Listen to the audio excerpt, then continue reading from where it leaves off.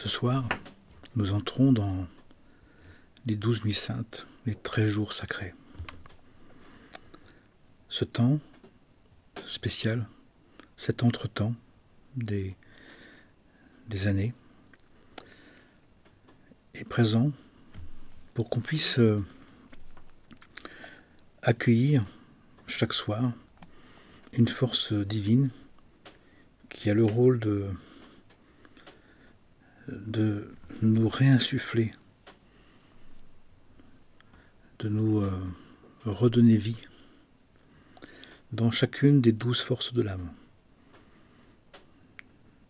12 visitations de l'Esprit Saint sous ces 12 facettes, les 12 réunis le 13e jour par une unité supérieure qui les réunit tous, comme les 12 apôtres, comme les 12 chevaliers de la table ronde, comme les 12 parts de l'être, comme les 12 tribus, qui sont réunies par le centre, par la conscience d'un centre commun, d'une source unique, unitive, inclusive et universelle.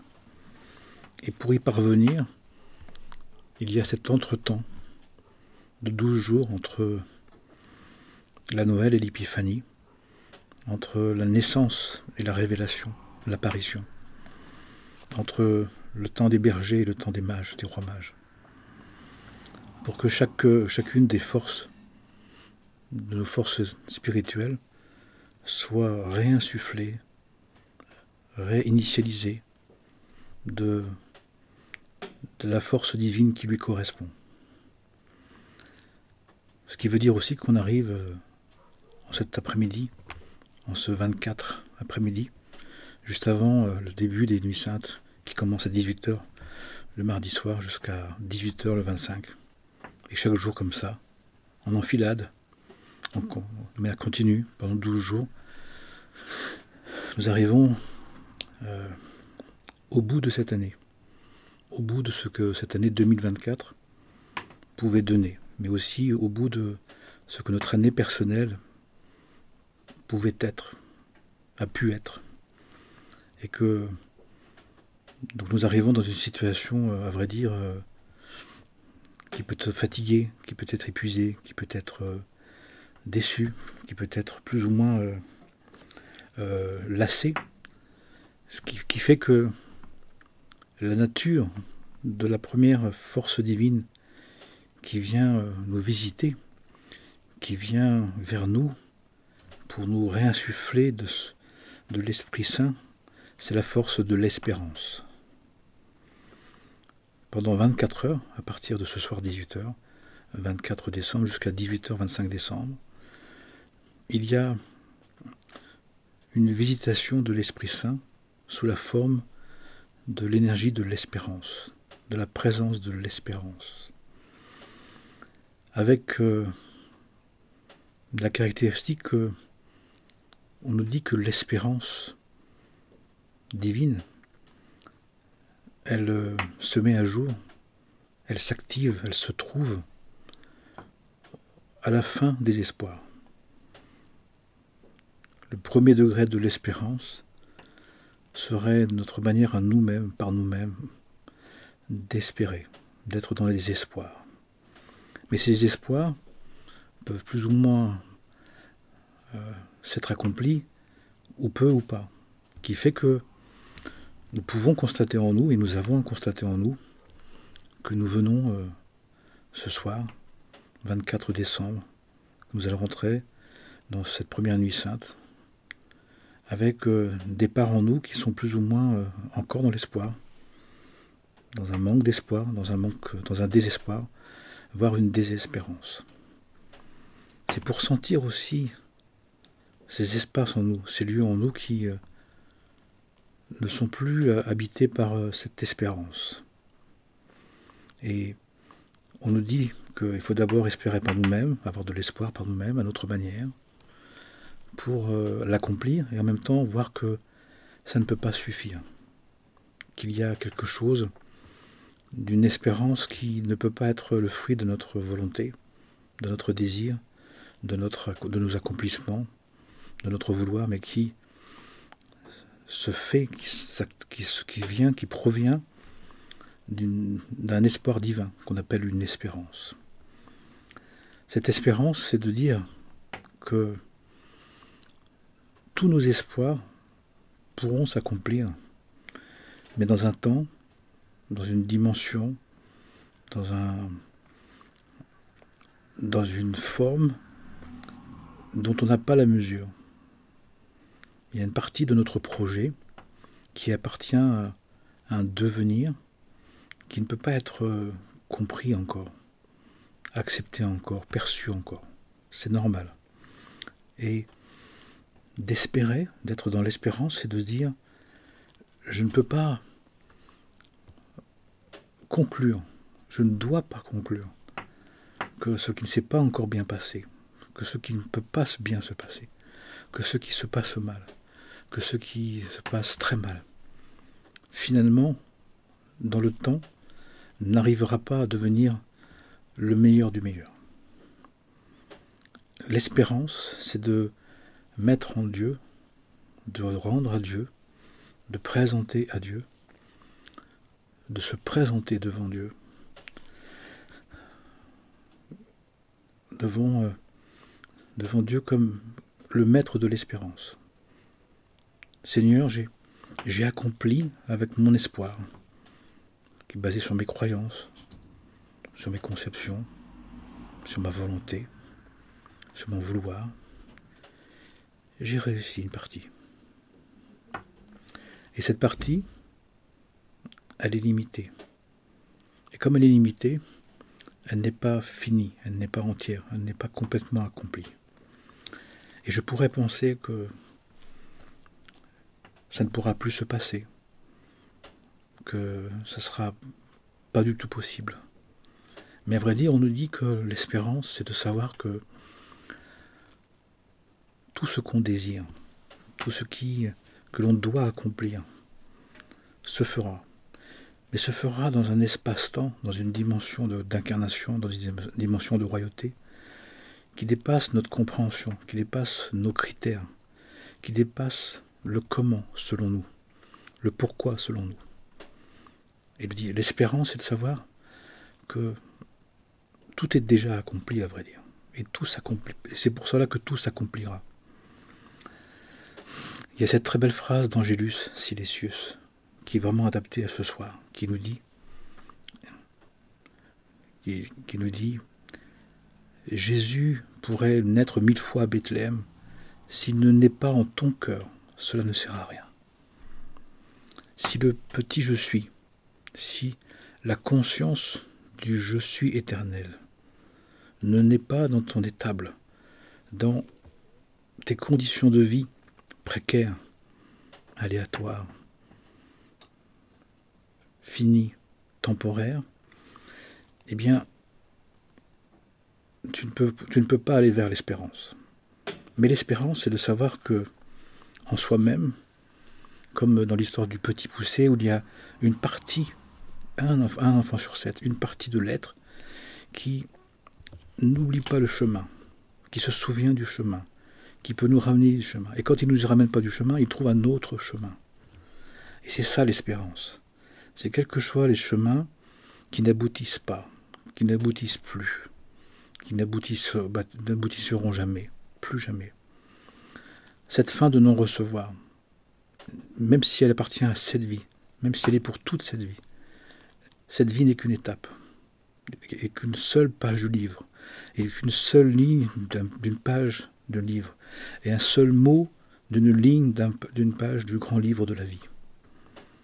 C'est pour cela aussi que l'espérance, elle peut être totale, elle peut être entière, elle peut être conservée, malgré nos malaises, malgré nos mal-être, malgré nos malheurs, malgré l'absence, malgré la perte, malgré l'oubli, malgré notre état imparfait, notre état abîmé, bouleversé, désespéré. Au cœur de tout, nous devons nous souvenir, nous devons savoir pour nous souvenir. C'est un fait, c'est une connaissance, c'est un état de l'être. Dieu n'existe pas parce qu'il est l'être suprême. Exister, c'est sorti de l'être, existare. Je sors de l'être. Mais Dieu, lui, c'est de l'être. C'est l'être éternel, illimité, infini. Ça veut dire providentiel. Et l'espérance absolue. Tout est possible. Ah, pourquoi ce n'est pas encore? Parce que ce n'est pas encore le moment. Dans le projet de la création, dans le projet de notre place dans cette création, dans le projet de notre âme pour cette création, dans le projet de devenir une demeure pour le divin, ce que nous voulons, ce que nous souhaitons, ce que nous exigeons parfois, adviendra à l'heure et au jour où Dieu le décidera, parce qu'il correspondra à un besoin que nous avons, mais besoin qui va répondre à une aide pour l'humanité. Ce qui fait que quand on désespère, c'est que on croit être pour l'instant parvenu à devenir le maître du temps, le maître des lieux, le maître des circonstances. Et là où nous faisons une grave erreur, un oubli malheureux, très malheureux, lequel on nous dit, nous ne sommes pas encore dans la maîtrise suffisante de notre corps astral, de notre moi, de notre ego, qui fait que nous ne pouvons pas maîtriser le temps, les lieux, les circonstances. Pardon. Et c'est ce qui fait que nous pouvons désespérer, selon la lecture de notre moi personnel, de notre petit moi, qui fait seul, qui fait sans Dieu, le moi ignorant, le moi imaginaire, le moi interprétatif, qui n'a que cette vie, que cette personnalité. Si ça ne marche pas, au bout d'un moment, il dit c'est désespérant, parce que j'ai beau tout faire, ça ne marche pas. Mais à vrai dire, les enseignements ils disent que c'est tout à fait normal, parce qu'il y a des tas de choses qui ne peuvent pas fonctionner, parce que nous n'avons pas encore développé une maîtrise suffisante de nos passions pour accepter qu'il y a un temps divin d'incarnation de notre désir, de notre vouloir, de nos intentions, même des bonnes intentions. Il y a un moment juste pour... parfois nous sommes un peu comme quelqu'un qui, par effronterie, par excessivité, voudrait semer en plein hiver dans la neige ou dans la glace parce qu'il l'a décidé, parce qu'il l'a voulu. Ce qui est aberrant. En le disant, c'est totalement aberrant. Mais parfois nous fonctionnons comme ça. De manière plus subtile, mais c'est la même chose. On veut faire quelque chose, mais ce n'est pas le bon temps extérieur et ce n'est pas le bon temps intérieur. Ce qui veut dire aussi qu'on nous dit que beaucoup de choses, les choses pour qu'elles s'incarnent, que notre vouloir s'ajuste et se vive, se sème et germe et se récolte, il faut un certain temps. Il faut un temps de préparation et que les conditions soient réunies. Et même si on s'est préparé, il faut les conditions. Et l'espérance, c'est de savoir ça. C'est de savoir que ce à quoi on tient vraiment, à nos rêves, à notre bienveillance, à nos désirs, s'accomplira de toute façon, puisque c'est le projet de notre âme, c'est le projet divin, c'est le projet que l'on est. Et celui-là, inestimable, incorruptible, inévitable, même si pendant un certain temps, pendant parfois plusieurs vies, pendant des tas d'incarnations, parfois des temps d'héréditaire, si on considère qu'on a une seule vie, ça sera dans les mondes spirituels. Si on considère qu'on revient, ou qu'il y a une part de nous qui revient, ça sera dans des formats différents, ça sera dans des personnalités différentes, selon les conceptions, qui ont tous leur légitimité, leur importance, leur considération, leur vérité. Mais dans tous les cas, quelle que soit la considération, ou l'idée d'une seule vie ou de plusieurs, ou des revenus d'une partie de l'être, l'espérance est de savoir que tout s'accomplira à un moment donné. Mais pas dans le temps que l'on veut, pas dans le temps qu'on concevait, pas dans le temps où on voulait. Et donc on doit se défaire simplement de ça. Pourquoi? Pour ne plus être dans le désespoir. Le désespoir est donc le fait de vouloir maîtriser les conditions, le temps, les circonstances, de s'imposer ou d'imposer aux autres quelque chose qui peut être très vrai, très juste, mais alors que les conditions ne sont pas réunies. Parce que, quoi qu'on fasse, quoi qu'on veuille faire, c'est Dieu qui décide, c'est Dieu qui accorde. Et le divin n'accordera pas même quelque chose de bien à faire si ce n'est pas pour participer au bien de la création. Et c'est en cela que parfois où le plus grand mal, c'est un bien qu'on veut imposer. Ce n'est pas forcément quelque chose de mauvais. Il faut éviter de faire le mal, mais il y a aussi un bien qui peut être désespérant. Je veux tellement faire du bien, mais ça me désespère parce que j'y arrive pas. Mais parce que tu n'as pas mis Dieu dans le coup. Et là, qu'est-ce qu'on nous dit? Il faut faire naître en nous, faire renaître en nous, la conscience que notre moi n'est pas encore un moi divin, est un moi qui doit se diviniser. C'est-à-dire, quoi? Un moi qui doit consacrer son vouloir dans la volonté divine. Et en cela, nous pouvons être dans une espérance totale, absolue.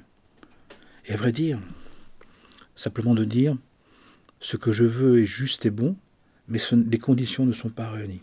Donc je peux continuer à vouloir.